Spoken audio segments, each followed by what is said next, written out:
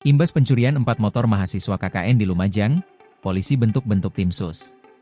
Kepolisian Resor, Polres, Lumajang semakin serius memburu pelaku pencurian sepeda motor milik mahasiswa kuliah kerja nyata, KKN, yang terjadi pekan lalu. Untuk itu, Polres telah membentuk tim khusus, tim sus, guna mengungkap kasus ini, yang berdampak pada penarikan paksa 1.328 mahasiswa KKN oleh 8 perguruan tinggi sebelum program KKN selesai.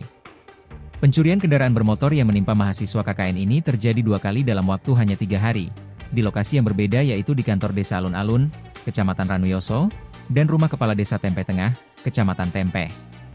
Dari kejadian tersebut, 4 unit sepeda motor hilang, di mana 3 diantaranya milik mahasiswa Universitas Jember dan 1 lainnya milik mahasiswa Universitas Islam KH Ahmad Syidik, UINHAS, Jember. Kasih Humas Polres Lumajang, Ibda Untoro Abimanyu, menjelaskan bahwa dibentuknya tim sus bertujuan untuk mempercepat proses pencarian pelaku pencurian tersebut. Pengejaran pelaku terus kami lakukan, salah satunya dengan membentuk tim sus untuk mempercepat upaya pengungkapan, kata Untoro melalui sambungan telepon, Selasa, 12 Agustus 2025. Selain fokus pada kasus pencurian sepeda motor mahasiswa KKN, Untoro menambahkan bahwa tim sus juga akan memburu pelaku-pelaku kriminal lainnya, termasuk pencurian hewan dan begal yang meresahkan warga Lumajang. Saat ini, Untoro mengungkapkan bahwa hasil penyelidikan kasus pencurian yang menimpa mahasiswa KKN sudah mulai menunjukkan titik terang.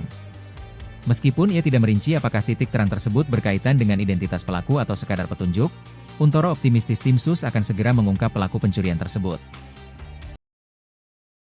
Download Tribun X sekarang, menghadirkan lokal menjadi Indonesia.